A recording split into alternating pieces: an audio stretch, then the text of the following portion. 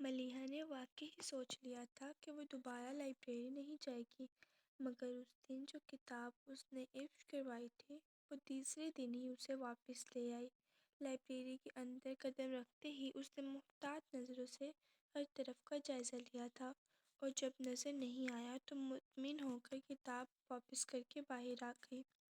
اچھا ہوا جان چھوٹ گئی اور مجھے خود پر جبر بھی نہیں کرنا پڑا۔ دل ہی دل میں وہ خوش ہوتی۔ سیڑھیاں اترتے ہوئے اس نے پتھریلی روش پر قدم رکھا اور ٹھٹک کر رہ گئی۔ روش کے سامنے لگی درختوں کی قطار میں وہ سامنے ہی ایک درخت کے سائے میں کھڑا بازو لپیٹے اسے ہی دیکھ رہا تھا۔ ملیحہ کو رکتے دیکھ کر وہ چلتا ہوا اس کے پاس آیا تھا۔ 2 دن پہلے میں نے آپ کو کچھ کہا تھا، امید ہے آپ نے اس بارے میں کچھ بھی نہیں سوچا ہوگا۔ وہ ایسے بولا جیسے اسے شرمندہ کرنا چاہتا ہو، اور ملیحہ ایک پل کو شرمندہ ہو بھی گئی۔ فوراً ہی سر اٹھا کر اس کی طرف دیکھتے ہوئے کہا، آپ یا تو پاگل ہیں یا دیوانے۔ ملیحہ کے چلنے کے جواب میں وہ شرارت سے بولا، اتنا بڑا راز آپ کو کس نے بتایا؟ میرے واجدان نے، وہ کہہ کر بے نیازی سے دوسری طرف دیکھنے لگی۔ سچ کہہ رہی ہیں؟ وہ بول کر ہنسا۔ کیا مطلب؟ وہ بالکل نہیں سمجھی، مگر جواب دینے کی بجائے وہ ہنستا ہی رہا۔ وہ الجھن بھرے انداز میں اسے ہنستا ہوا دیکھتی رہی۔ اپنی کہی بات کو سوچا تو بھی ایسا کوئی لطیفہ سمجھ نہیں آیا جس پر وہ یوں ہنس رہا ہو۔ میں نے ایسا کیا کہہ دیا ہے جو آپ یوں ہنس رہے ہیں؟ زبردستی اپنی ہنسی روک کر اس نے ملیحہ کو دیکھا اور کہا، میرا نام واجدان مصطفیٰ ہے۔ ملیحہ کو فوراً ہی اس کے ہنسنے کی وجہ سمجھ آ گئی۔ وہ ایک بار پھر دل ہی دل میں فل اسپیڈ میں اسے گالیوں سے نوازنے لگی، اور میں پاگل بھی ہوں اور دیوانہ بھی۔ کس لیے ہوں شاید یہ بتانے کی ضرورت نہیں۔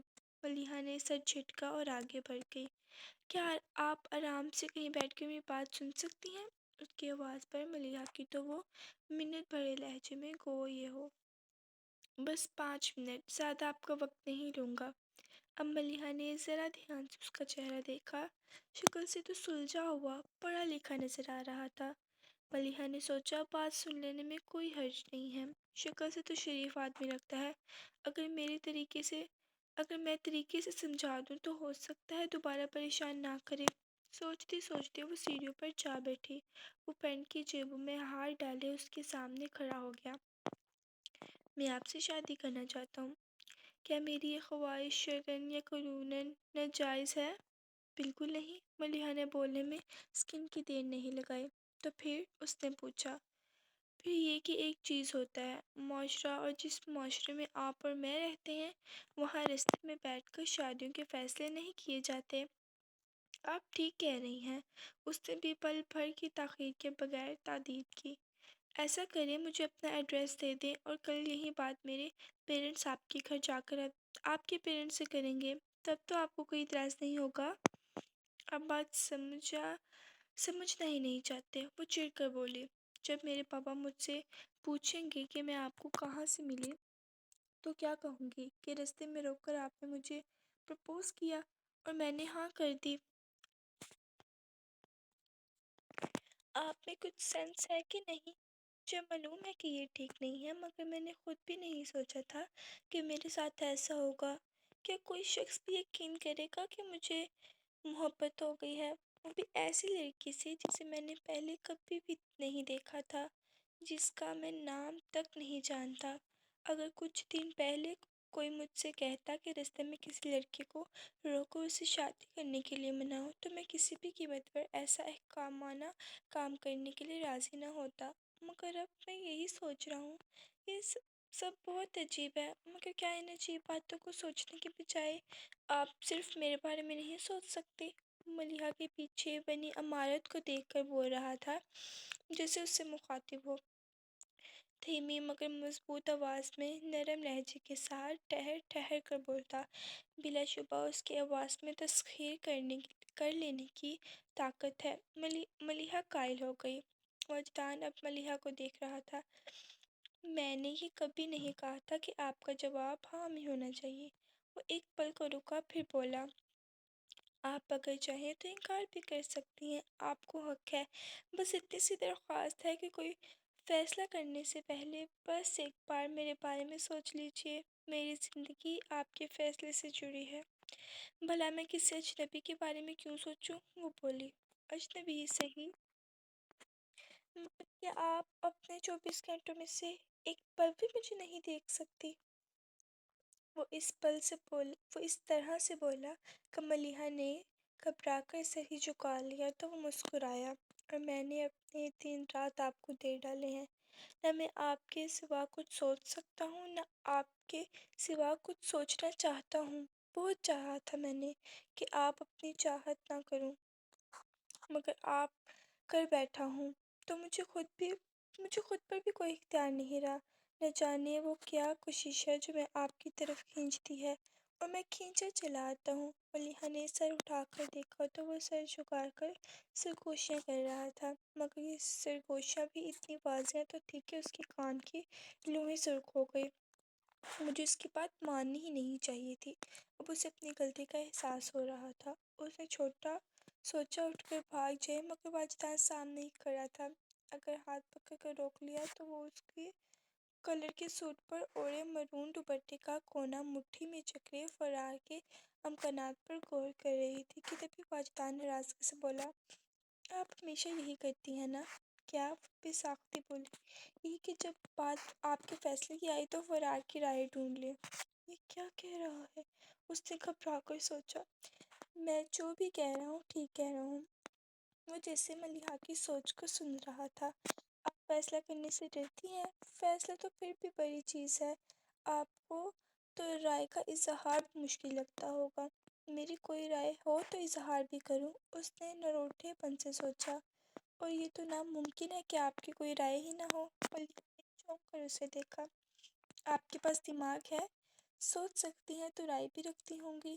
ہاں، یہ الگ بات ہے کہ آپ اپنی سوچ کو ہی چھپا لیں، جس طرح اپنے جذبات چھپا لیتی ہیں۔ اب یہ تو کوئی نہیں کہہ سکتا کہ آپ کے جذبات ہی نہ ہوں۔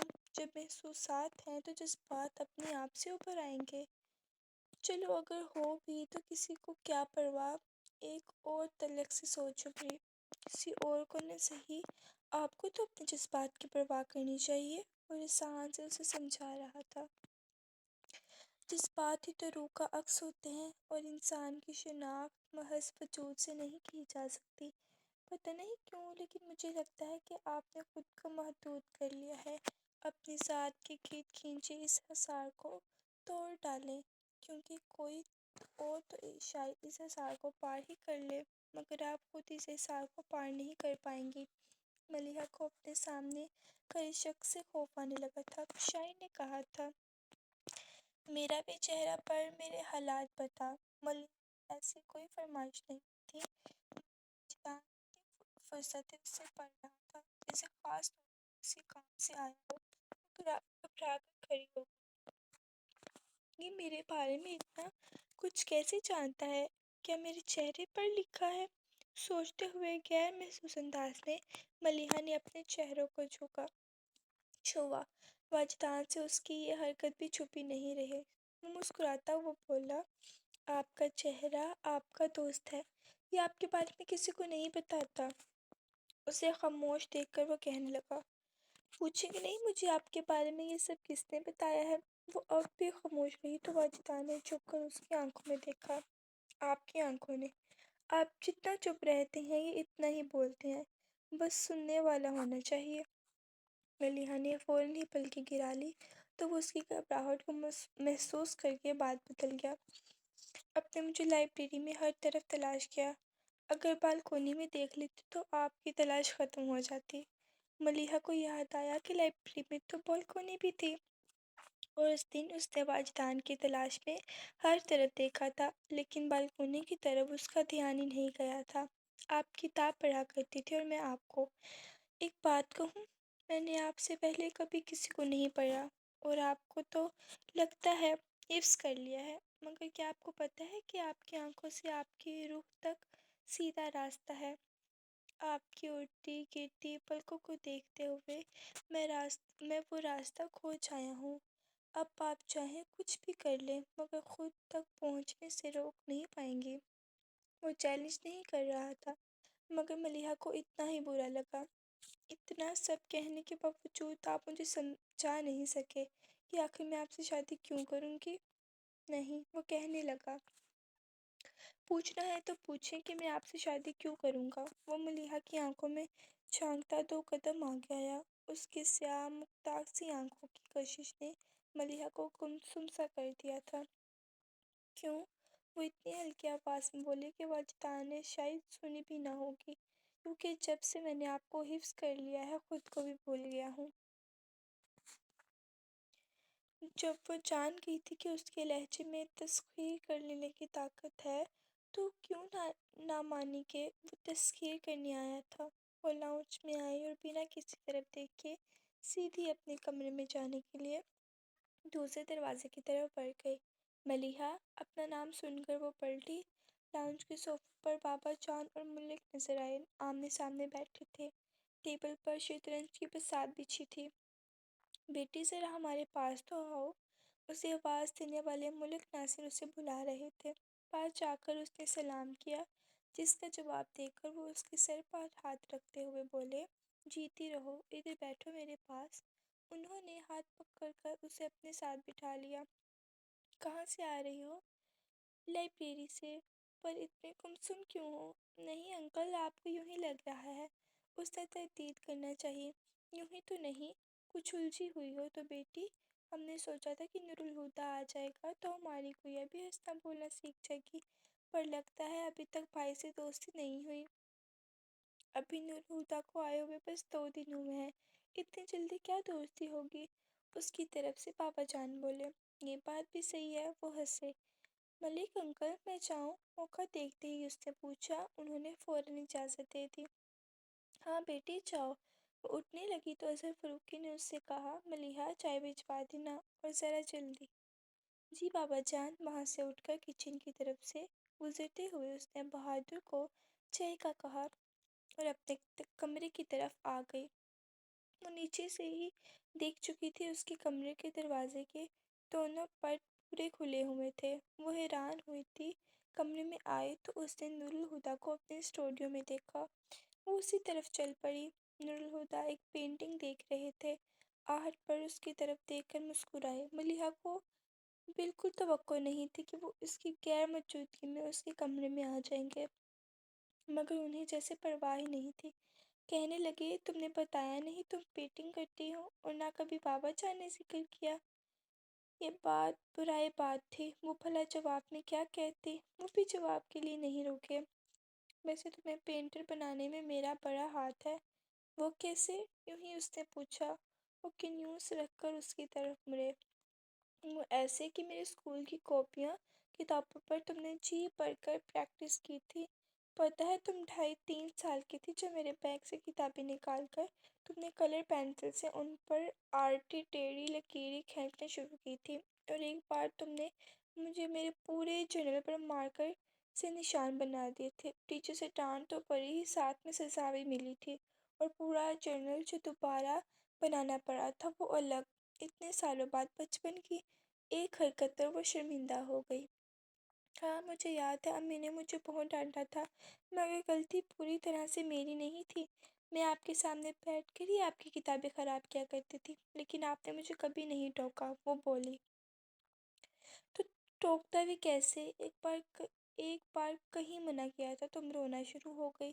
میں ٹیچر کی ڈانٹ تو سن سکتا تھا، مگر تمہاری آنسو کیسے برداشت کر سکتا تھا؟ سچ کہوں، جب کبھی تم روتی تھی تو میرا دل چاہتا تھا میں زور زور سے روؤں۔ وہ ہنستے ہوئے مزے سے بولے، اور ان کے انداز پر ملیحہ کو بھی ہنسی آئی۔ لیکن تمہارے شوق بھی عجیب ہوا کرتے تھے۔ گرمیوں کو دوپہر کو ضد کرتی کہ میں تمہیں سائیکل پر بٹھا کر لمبی سیر کرواؤں۔ آئس کریم کی فرمائش سردیوں کے لیے مخصوص تھی۔ مجھے تمہارے دانتوں کو صحیح سلامت دیکھ کر حیرت ہو رہی ہے۔ بچپن میں جس رفتار سے تم کینڈیز اور چاکلیٹس کھاتی تھی، مجھے یقین تھا بڑے ہونے تک تمہارے منہ میں ایک دانت بھی نہیں بچے گا۔ اور یاد ہے کس طرح تم میرے کندھوں پر چڑھ کر کہانی سنتی تھی، کہ رٹ لگاتی تھی۔ بچے رات کو سونے سے پہلے کہانی سننے کی فرمائش کرتے ہیں، لیکن تمہیں صبح جاگنے کے بعد کہانی سننے میں زیادہ مزہ آتا تھا۔ ہاں یاد ہے، ان کی باتوں پر بے تحاشا ہنستے ملیحہ بولی۔ اور یہ بھی یاد ہے کہ مجھے کہانی سناتے سناتے آپ سو جاتے تھے۔ پھر سے دیر اسکول جانے پر ٹیچر سے ڈانٹ بھی پڑتی تھی، اور پتہ ہے میں یہ سب جان بوجھ کر کیا کرتی تھی؟ ملیحہ نے ایک پرانے راز سے پردہ اٹھایا۔ نور الہدیٰ نے آنکھیں کیر کر اسے گھورا۔ تم جان بوجھ کر مجھے ڈانٹ پڑواتی تھی؟ ہاں، وہ ان کے گھورنے سے پہلے بالکل متاثر نہ ہوئی۔ جب مجھے امی ڈانٹتی آپ فوراً مجھے سپورٹ کرتے، میری سائڈ لیتے، مجھے بہت اچھا لگتا تھا۔ لیکن شروع میں بھی ڈر جاتی تھی کہ اب آپ مجھے ڈانٹیں گے یا کم از کم دوبارہ کہانی نہیں سنائیں گے، مگر آپ مجھے ڈانٹے بغیر ہی روز کہانی سنا دیتے۔ تمہیں کوئی کچھ نہ کہے اس لیے میں سب کچھ خود پر لے لیتا اور تم اس بات کا مزہ لیتی تھی۔ انہیں جیسے واقعی صدمہ ہوا تھا۔ ہاں، مگر میں پھر بھی یہی کہوں گی کہ غلطی صرف میری نہیں تھی، آپ نے ہی مجھے سچ چڑھا رکھا تھا۔ میں آپ کی شے پر ہی شرارتیں کیا کرتی تھی، وہ بھی صرف آپ کے ساتھ۔ پھر آپ کے جانے کے بعد میں نے سبھی شرارتیں چھوڑ دی، اور امی بھی تو کہا کرتی تھی نور الہدیٰ نے ملیحہ کو بگاڑ رکھا ہے، اور میں سچ مچ ہی بگڑ جاتی اگر آپ لندن نہ چلے گئے ہوتے۔ ہاں ہاں، ساری برائی میرے سر ڈال دو۔ میرے جانے سے تمہاری جان چھوٹ گئی تھی۔ میں وہاں کتنے دن تمہیں یاد کر کے اداس رہا تھا، کچھ اندازہ ہے تمہیں؟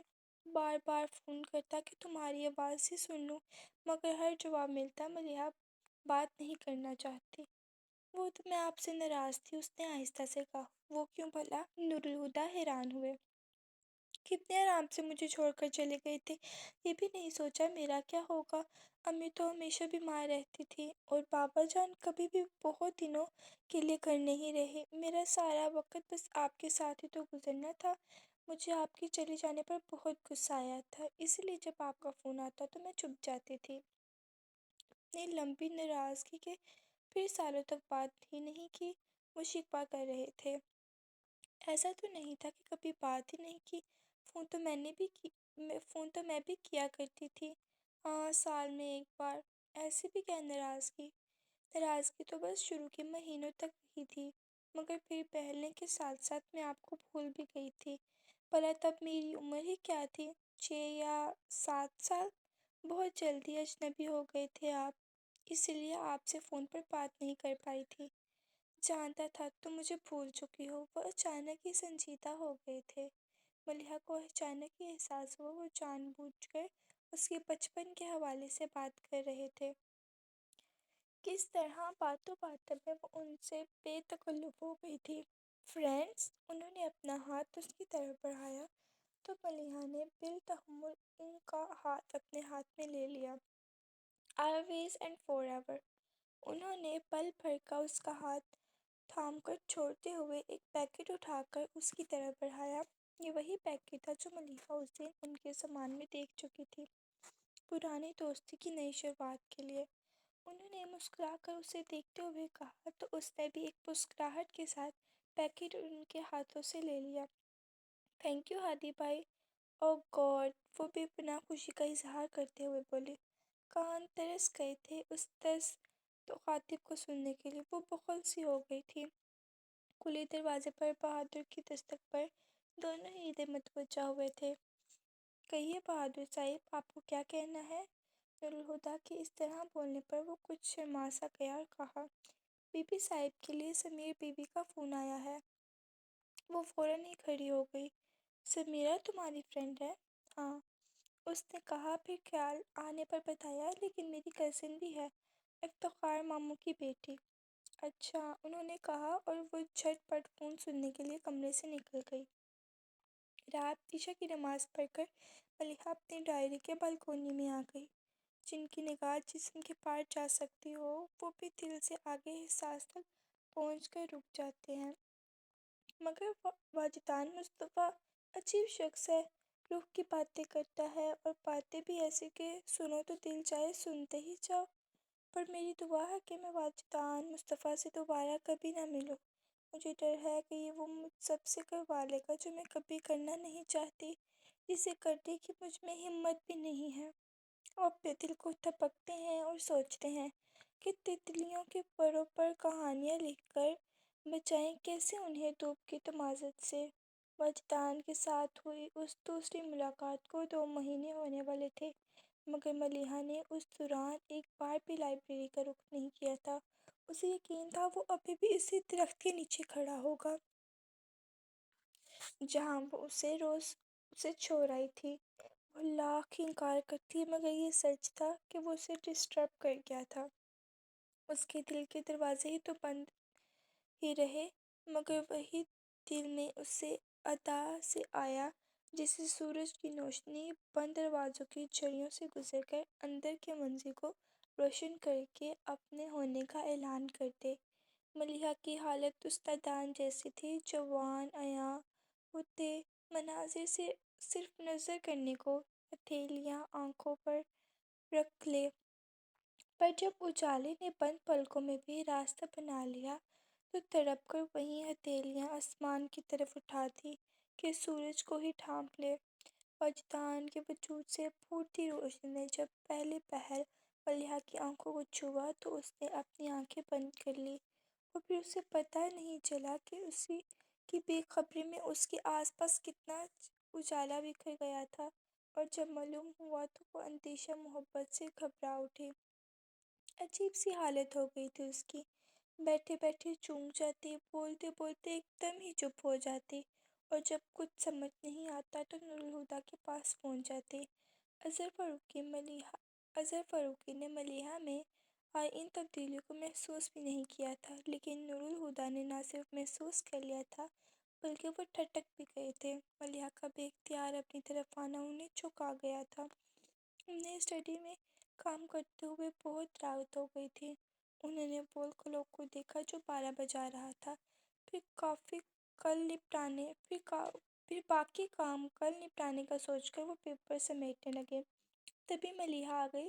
چائے کے 2 کپ ٹرے میں لیے اس نے ٹرے ٹیبل پر رکھی، خود بھی ایک چیئر پر بیٹھ گئی۔ تم تو جلدی سو جاتی ہو، آج ابھی تک کیسے جاگ رہی ہو؟ اور چائے بھی 2 کپ بنائی ہے، کہ ساری قیمتی آج ہی توڑ دو گی؟ نیند نہیں آ رہی ہادی بھائی، اس نے جیسے شکایت کی۔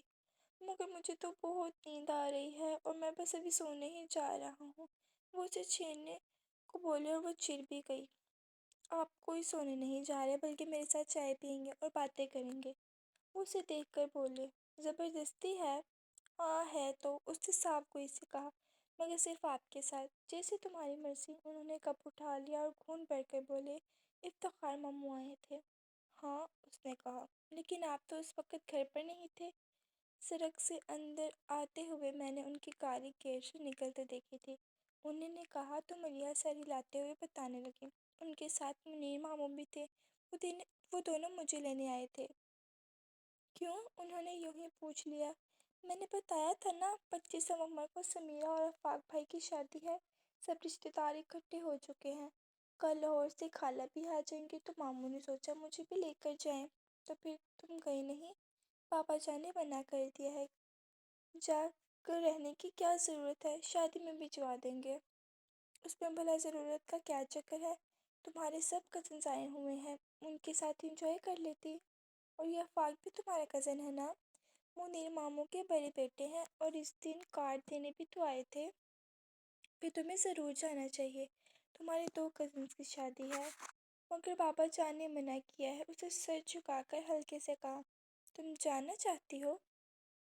اس نے کوئی جواب نہیں دیا۔ کچھ دیر اس کی جھکی پلکوں کو دیکھ کر انہوں نے اس پر سے نگاہ ہٹا لی۔ اب وہ دروازے میں رول کیے ہوئے چارٹس نکال رہے تھے۔ پھر ایک چارٹ کھول کر انہوں نے ملیحہ کے آگے رکھا۔ یہ دیکھو، یہ گورنمنٹ سیکٹری کا نقشہ ہے، ادھر پروڈکشن ہے، یہ سپروائزر کا آفس، اور اس طرف سے آگے جانے کو کوارٹرز ہیں۔ کیسا لگا؟ اچھا ہے، وہ بولی۔